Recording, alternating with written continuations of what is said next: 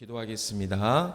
살아계신 아버지 하나님, 오늘도 하나님의 말씀을 듣기를 원합니다.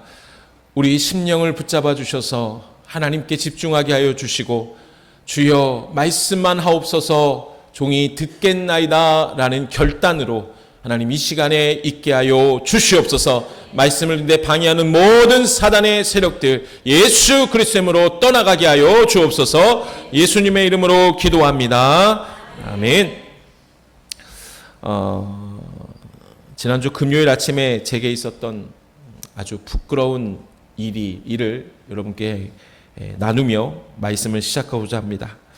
제가 평소에 수영장을 가면 바닥이 매우 물기가 많아서 미끄럽잖아요. 그래서 혹시라도 미끄러질까 봐 항상 조심조심 걸어 다닙니다. 이쯤 말씀드리면 어떤 일이 일어났을까 좀 짐작이 되시죠? 네, 상상하지 마세요. 수영장 안에서 넘어지지 않으려고 온갖 신경을 곤두세운 채 한 걸음 한 걸음 걸어 다녔는데, 지난주 금요일이었어요. 수영도 잘 마치고 샤워도 하고 이제 집에 돌아가려고 하는 그 순간, 신발을 신으려고 바닥에 신발을 놓고 신으려고 하는 그때에 그만 제가 어떻게 되었을까요? 마음의 긴장이 풀린 탓인지 그만 넘어지고 말았습니다. 하필 넘어진 곳이 사람들이 많이 왔다 갔다 거리는 로비였어요. 얼마나 창피했는지 모릅니다. 그때 여러분 어떻게 하시겠습니까? 이럴 때 네? 벌떡 일어나서 손새같이 사라지죠. 그러면 더 이상해서 제가 어떻게 하는지 아십니까? 아무렇지 않은 것처럼 밑에 바닥에 뭐지? 하고 막 없는 물기 같은 것도 막 닦고 그런 액션을 취했어요. 옆에 분이 괜찮으세요? 물어보시더라고. 괜찮다고 하면서 아무렇지 않게 막 바닥만 닦았어요. 그리고 집에 왔죠. 그래서 그날 오후 설교를 준비하면서 문득 이런 생각을 하게 되었습니다. 만약 내가 수영장 안에서 긴장하며 걸어 다닌 것처럼 신발을 신을 때도 끝까지 조심했다면 나는 넘어지지 않았을 것이다 라는 후회가 밀려오기 시작했습니다. 여러분, 미국의 대형 자동차 보험사인 프로그레시브 보험사에서 유명한 통계가 있어요. 전체 교통사고의 52%가 집과 가까운 8km 이내에서 일어난다는 거예요. 그리고 77%가 집과 가까운 24km 이내에 사고가 많이 발생한다라고 발표했습니다. 전문가들은 이를 두고 익숙함이 주는 함정이다라고 분석하고 있어요. 집 근처에 오면 운전자들 여러분 다 경험을 하셨을 거예요. 이제 다 왔다, 익숙한 길이다라는 생각에 뇌가 긴장 상태를 다 놓아버리죠. 그러니 그렇게 운전하기 때문에 오히려 사고가 집중된다라는 발표입니다. 여러분, 우리의 영적인 삶도 이와 같습니다. 우리의 신앙생활에서 언제 가장 치명적인 미끄러짐 혹은 사고가 일어나고 있습니까? 분명히 절대로 내가 지금 고난이 있거나 시련이라는 그런 폭풍 후 한가운데 절대로 내가 사고가 일어나지 않아요. 그때는 엎어지지 않으려고 어떻게 합니까? 하나님께 바짝 붙어 있습니다. 매달립니다. 매사에 조심하고 깨어서 기도하죠. 그러나 진짜 위기는 언제 나타나요? 내 삶에 평안이 들어왔을 때, 평안할 때, 영적인 긴장이 탁 풀려버렸을 때 바로 사고가 벌어지게 됩니다. 그렇습니다. 여러분, 영적인 위기는 절대로 고난의 때가 아니라 모든 기도가 응답되고 내 삶이 가장 견고해졌다라고 느끼는 바로 그때 찾아온다라는 거죠.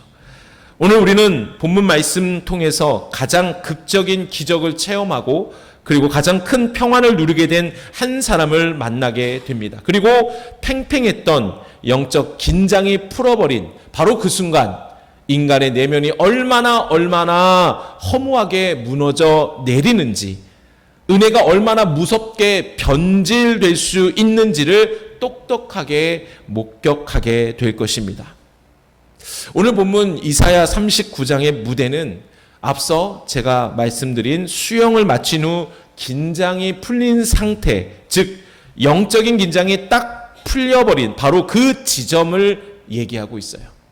남유다의 13번째 왕이었던 3대 선왕 중에 한 명이었던 이 히스기야는 불과 37장 그리고 38장에서 일생일대의 거대한 두 가지 폭풍우를 연달아 통과했습니다. 가장 먼저는 당시 최대 강대국이었던 아수르 제국이 18만 5천 명이라는 군대를 이끌고 와서 예루살렘을 포위했던 국가적 멸망의 위기 상태였어요. 또 하나는 엎친 데 덮친 격으로 자기의 몸에 죽을 병이 생긴 것이죠. 이 절체절명의 위기 가운데 히스기야는 넘어지지 않기 위해 어떻게 합니까? 베옷을 입고 성전에 가서 엎드렸습니다. 낯을 벽으로 향하고 통곡하며 하나님 앞에 기도했습니다. 우리 이사야 38장 2절 3절 시작.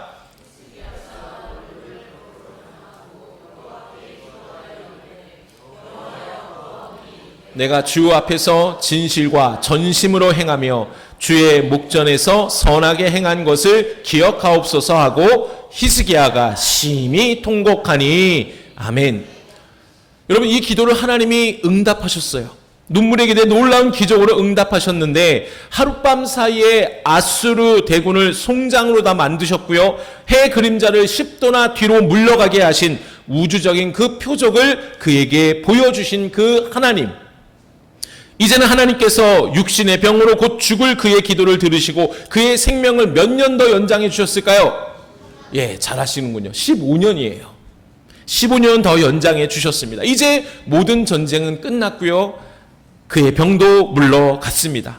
국가와 개인의 모든 문제가 완벽하게 해결된 그야말로 완벽한 평안이 찾아온 것이죠. 근데 바로 그때 우리가 읽진 않았지만 1절을 보면 뜻밖의 손님이 찾아옵니다. 먼 신흥 강대국인 바벨론의 왕 무로닥 발라단이 특사를 보내요. 목적은 무엇이냐? 죽을 병에서 나았다라는 히스기야의 그 소리를 듣고 병문안을 간 거예요. 축하하기 위해서. 그러나 역사학자들 또 성경학자들은 그런 이유가 아니라라고 얘기합니다. 당시 바벨론은 강대국 아수르 제국에 대항하기 위해서 세력을 조금씩 키워가고 있었어요. 근데 그들이 어떤 소식을 듣습니까? 아수르 대군을 물리쳤다, 남유다가 물리쳤다라는 소식을 들어요. 그리고 직접 가서 이들이 얼마나 국방력이 강한지를 눈으로 확인하기 위해서 간 거예요. 그리고 반아수르 군사 동맹을 맺으려고 하는 고도의 정치적인 계산이 있었던 거예요. 그런데 이 거대한 제국의 특사들을 맞이할 때 히스기야의 마음은 어땠을까요? 내가 병이 다 나았어요. 아수르는 더 이상 공격하지 못해요. 근데 이때 신흥 강대국이라 불리는 그 바벨론 왕이 특사를 내게 보내서 축하해 주기로 왔어요. 마음이 어떨까요? 2절에 정확하게 이렇게 얘기합니다. 시작.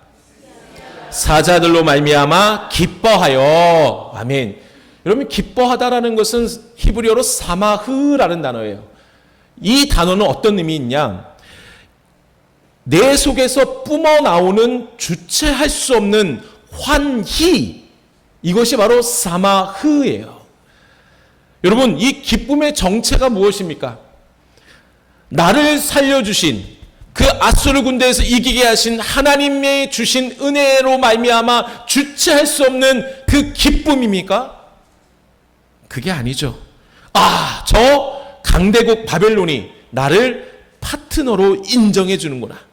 내 위상과 명성이 저기까지 퍼져갔구나. 외교적 성취감이 그 안에 있었고요. 자신의 힘을 인정받았다는 인간적인 교만과 우월감에서 비롯된 쾌감, 그것이 여기서 말하는 기쁨이었다라는 거죠.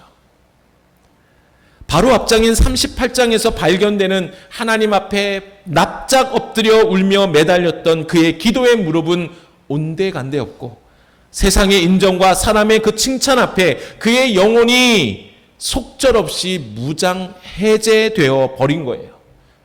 영적인 긴장이 풀려버린 끔찍한 영적인 무방비 상태, 영적인 방심 상태가 찾아온 것이죠. 마음의 빗장이 풀리자 행동으로 즉각 나타나게 됩니다. 2절 후반부를 제가 읽어드릴게요. 히스기야가 봄을 참고 곧 은금과 향료와 봄에로운 기름과 모든 무기고에 있는 것을 다 보여주었으니 보여주지 아니한 것이 없었더라. 아멘. 여러분, 여기서 히스기야의 영적 무방비 상태를 잘 보여주는 단어가 보여주다라는 거예요. 이 단어의 의미는 단순히 야 일로와 한번 봐봐 구경시켜주는 의미가 아니에요. 의도적으로 과시하다, 적극적으로 자기 업적을 전시해 보여주다라는 뜻입니다. 이 단어의 의미를 이해가 되십니까? 바벨론 사절단은 히스기야가 불치병에서 나았다는 소식을 듣고 왔어요. 그러면 히스기야는 마땅히 누구를 보여주어야 하는 것입니까?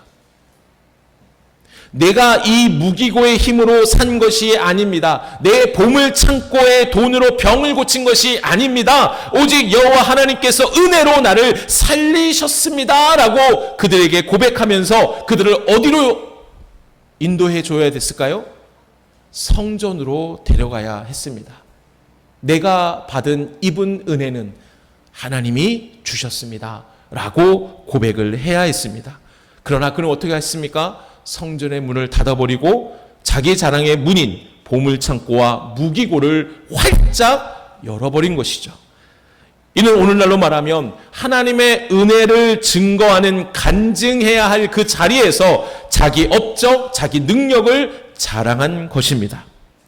하나님이 주신 은혜를 자신의 능력으로 포장해버리는, 즉 그 능력을 자랑하기 위해 도구로 사유화시킨 것이 바로 이 히스기야의 모습이었다라는 겁니다. 쉽게 말해서 하나님이 주신 축복을 마치 내가 잘나서 얻어낸 것, 내 실력인 것처럼 착각하고 하나님께 영광 돌려야 할 그 놀라운 하나님의 은혜를 내 자랑의 목적으로 도구로 사용해 버렸다라는 거죠. 그래서 여러분, 역대하 32장 31절에 보면 하나님께서 어떻게 하시는지를 보면 아주 놀랍습니다. 이 부분에서 영적인 의미를 정확하게 보여주고 있습니다. 같이 읽어볼까요? 시작. 하나님이 히스기야를 떠나시고 그의 심중에 있는 것을 다 알고자 하사 시험하셨더라. 아멘. 하나님께서 은혜를 주신 후에 잠시 개입을 멈추시고 뒤로 살짝 물러섰을 때 히스기야의 마음 가장 밑바닥에 무엇이 있는지 적나라하게 드러났습니다. 그것은 은혜가 아니라 돈이었고요, 힘을 의지하는 뼛속 깊은 그의 마음 가운데 자리 잡은 세속주의였다라는 것이죠. 여러분, 히스기야의 모습을 보면 어떤 마음이 드십니까? 중요한 것은 이것이 남의 이야기입니까? 우리도 고난의 터널을 통과할 때는 주님밖에 없다고 주님 앞에 매달립니다. 그러나 정작 기도가 응답이 됩니다. 병이 낫습니다. 자녀들이 좋은 대학을 가고 좋은 직장에 들어가고 사업이 번창해서 내 삶에 걱정 없이 평안이 찾아왔을 때 우리는 세상 사람들에게 무엇을 보여주고 있냐는 거예요. 은근슬쩍 넓어진 아파트 평수를 자랑하고 내 자녀가 좋은 대학을 다니고 좋은 직장을 다닌다고 자랑하고 통장의 잔고를 열어 보여주며 그것이 마치 내 능력인 양 하나님 주신 은혜를 전시용 트로피처럼 변질시키고 있진 않냐는 거죠. 다시 말해서 여러분, 내가 이룬 이 평안함에 취해서 놀라운 은혜, 곧 십자가의 은혜는 까맣게 잊어버리고 영적인 긴장의 끈을 다 놓아버린 채 바닥에서 미끄러져 있지는 않냐는 거예요. 오늘 본문인 이사야 39장 3절 이후를 보시면 영적인 방심에 빠져서 자신의 모든 보물창고를 바벨론 사신들에게 보여준, 과시해버린 히스기야에게 누가 찾아갑니까? 하나님 보내신 선지자 이사야가 찾아가요. 그리고 뼈를 때리는 질문을 던집니다. 왕이여, 그들이 왕의 궁전에서 무엇을 보았습니까? 여기서 여러분 절대로 오해하지 말아야 할 것이, 이 질문은 이사야가, 즉 하나님께서 그 히스기야가 보여준 것이 무엇인지 몰라서 물어보는 게 아니라는 거죠. 똑같은 상황이 창세기 3장에 기록되어 있습니다. 선악과를 따먹은 아담과 하와가 벌거벗은 것을 보고 그들이 수치스러워 어디에 숨어요? 나무 뒤에 숨어요. 하나님께서 에덴 동산에 내려오셔서 가장 먼저 물으십니다. 뭐라고 물으십니까? 아담과 하와야 어디 있느냐? 하나님이 모르세요? 하나님께서 왜 아담과 하와를 부르고 계십니까? 똑같은 그 이유가 오늘 본문의 이사야를 통한 질문이에요. 무엇을 보여주었습니까? 히스기야도 스스로 깨닫고 회개할 기회를 주신 거예요. 그러나 영적으로 무감각해진 히스기야는 당당하게 이렇게 말해요. 내 궁전에 있는 것을 다 보았나이다. 그들이 다 보았다고 얘기해요. 그러자 이사야는 하나님의 무서운 심판을 선고합니다. 본문 6절과 7절 같이 읽겠습니다. 시작.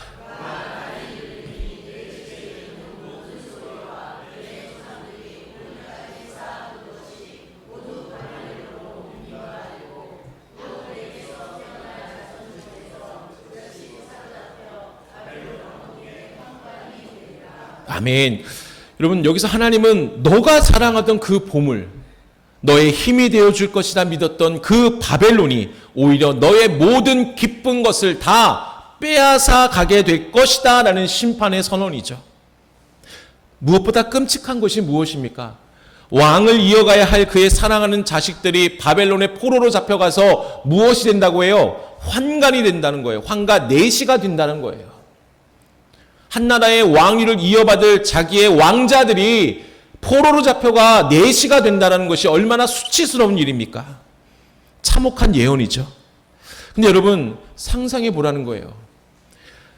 정상적인 부모라면, 정상적인 왕이라면 이 끔찍한 심판의 선언 앞에서 어떻게 반응해야 합니까? 차라리 나를 벌하시고 내 자식들을 살려달라고 옷을 찢고 바짝 엎드리는 것이 부모의 마음, 정상적인 행동 아닙니까? 그런데 8절에 보면 히스기야의 대답은 우리의 귀를 의심하게 만들 정도로 진짜 닭살 돋을 만큼 어떻게 인간이 이럴 수 있을까라고 생각되어질 만큼 고백하고 있어요. 8절 한번 읽어볼까요? 시작. 당신이 이른바 여호와의 말씀이 좋소이다 하고 또 이르되 내 생전에는 평안과 견고함이 있으리로다 하니라. 아멘. 여러분 여기를 보면 오해하지 마세요. 마치 히스기야가 하나님은 내 인생의 주관자가 되시기에 하나님이 어떤 말씀을 하시든 내가 그대로 순종하겠습니다라고 하나님의 주권을 찬양하는 모습이 아니라는 거예요. 이것은 은혜를 나만의 것으로 사유화해 버린 자가 보여주는 가장 끔찍하고 소름 돋는 이기주의의 극치라는 거예요. 자식들이 끌려가고 나라가 망한다는데 히스기야는 여호와의 말씀이 좋소이다 라고 말하는 거. 왜 좋다라는 거예요?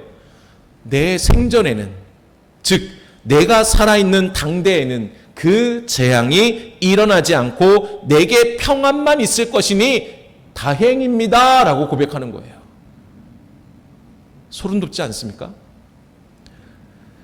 프랑스 대혁명이 일어나기 직전 왕이었던 루이 15세는 국가 재정이 다 파탄나고 백성들이 굶주리며 나라가 망해가는 것을 알았습니다. 그때 그가 남긴 아주 유명한 소름 돋는 명언이 바로 이거예요. 내 사후에 대홍수가 나든 말든 이라는 말이죠.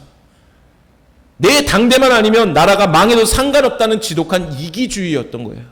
오늘 보면 8절에 히스기야의 고백이 똑같은 태도입니다. 여러분 이것이 바로 영적인 브레이크가 풀려버린 영적 방심, 영적 무방비 상태에 타락한 인간의 밑바닥이에요. 아수르의 위협 앞에서는 민족을 위해 베옷을 입고 눈물을 흘리던 기도의 사람이 평안해지니까 내 자식, 우리 교회 다음 세대가 망하든 말든 나만 천국 가고 내 당대만 평안하고 내 노후만 안정되면 끝이다 라고 말하는 끔찍한 개인주의적 신앙으로 전락해버린 거예요. 히스기야가 왜 그토록 이기적이었습니까? 그것은 하나님의 은혜를 나의 것으로 사유화했기 때문이에요. 은혜가 내 것이라 생각하니 미래 세대를 향한 책임감도 사라졌어요. 나의 당대만 챙기는 좁은 신앙인이 된 것입니다. 은혜를 사유화하는 신앙은 반드시 나밖에 모르는 이기적인 신앙으로 변질됩니다. 사랑하는 여러분, 오늘 우리도 우리의 신앙을 정직하게 좀 돌아보기를 원합니다. 우리의 기도는 지금 어디에 머물러 있습니까? 내 건강, 내 노후, 내 재정 문제, 또 오직 나 개인의 안위와 당장의 평안에만 내 기도가 머물러 있지는 않습니까? 우리 다음 세대와 청년들이 세상이라는 그 바벨론의 포로로 끌려가 영적인 생명력을 잃어가고 한국교회 주일학교가 무너져가고 있습니다. 그런데도 정작 내 삶이 평안하고 내 노후가 안정적이라는 이유로 그래도 내 대에는, 내 당장에는 큰 문제가 없으니 다행이다라고 무관심하게 안도하고 있지는 않습니까? 그럼 나만의 평안에 갇혀 다음 세대와 공동체의 아픔을 보지 못한다면 우리 역시 히스기야와 뭐가 다를까요? 똑같지 않을까요? 근데 여러분, 여기서 우리는 오늘 말씀을 통해서 반드시 깨달아야 할 것이 무엇이냐? 인간 다윗의 후손인 히스기야는 이기적으로 말미암아 실패하고 말았습니다. 하지만 히스기야의 뼈아픈 실패는 우리에게 진짜 왕이 필요함을 강력하게 보여주고 있습니다. 히스기야는 자신의 평안을 위해 자녀를 희생시켰어요. 그러나 장차 다윗의 후손으로 오신 참된 왕 예수 그리스도께서는 정반대의 길을 걸어가셨습니다. 그분은 자기 백성인 우리에게 영원한 샬롬, 평안을 주시기 위해 하늘 보좌의 모든 평안을 다 버리시고 십자가의 끔찍한 고통 속으로 자신의 생명을 던지셨습니다. 나의 당대에 평안하다라고 외면하신 것이 아니라 우리의 모든 죄로 인한 심판과 저주를 온몸으로 대신 받아내셨습니다. 자기 보물 창고를 열어 자랑한 것이 아니라 예수님은 십자가상에서 자격 없는 나를 살려주시기 위해서 그 물과 피를 자신의 몸을 열어 다 보여주신 거예요.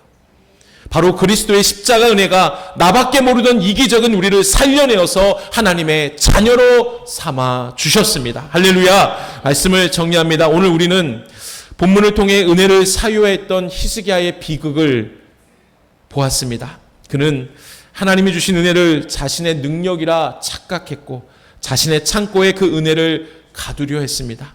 그 결과 하나님의 영광을 드러내야 할 자리에서 자신의 능력만을 전시했어요. 다음 세대를 향한 책임감은 사라진 채 오직 내 당대의 평안만을 구하는 이기적인 신앙으로 전락하고 말았습니다.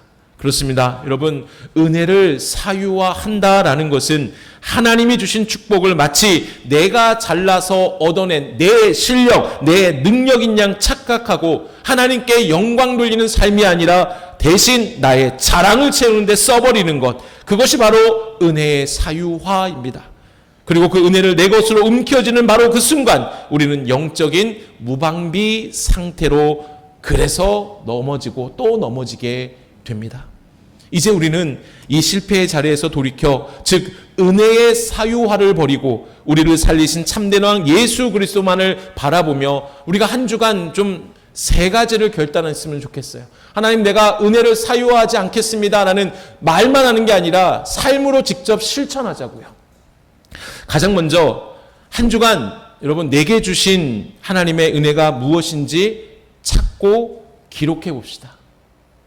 뭐 하라고요? 하나님의 은혜를 찾으세요. 그리고 기록하세요. 찾고 끝내는 게 아니라 써봐야 돼요. 내가 이룬 평안과 풍요가 내 실력인 줄 알았던 그 모든 교만을 내려놓고 그것이 사실은 하나님의 전적인 은혜입니다. 매일 기록하라는 거예요. 일상 속에서 나를 살리신 그 은혜의 흔적을 찾아갈 때 하나님 주신 은혜가 뭔지 몰라요 라고 말하는 분들은 우리는 반드시 잊지 말아야 놀라운 은혜 하나가 있잖아요. 그게 뭐예요? 십자가의 은혜잖아요. 일어나서 하나님 십자가의 은혜로 나를 살려주신 은혜 감사합니다 쓰시라는 거예요.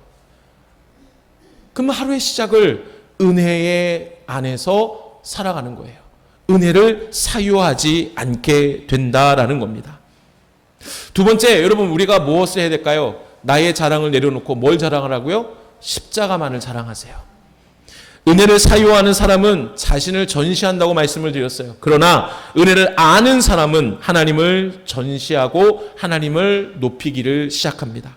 내 삶에 나의 성공을 드러내지 않고 한 주간 누구를 만나든 어떤 사람을 만나든 십자가의 사랑을, 십자가의 은혜를 자랑하시기를 바랍니다. 마지막 세 번째, 은혜를 창고에, 여러분의 창고에 가두지 말고 흐르게 하시기 바랍니다. 무슨 뜻일까요? 여러분, 우리가 누리는 평안은 혼자 숨어서 잘 먹고 잘 살아주시는 하나님의 은혜일까요?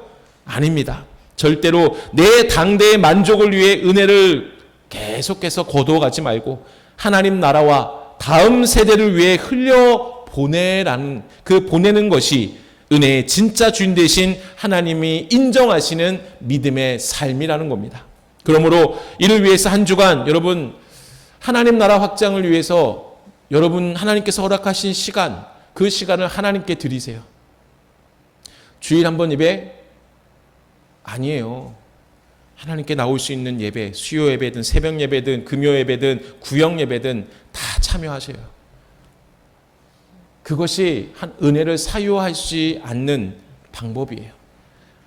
또 내 지갑을 열어서 다음 세대를 위해 여러분 꼭 사용하시기 바랍니다. 그래서 은혜를 사유하지 않는 겸손한 우리 믿음의 성도들이 되시기를 주님의 이름으로 축원합니다.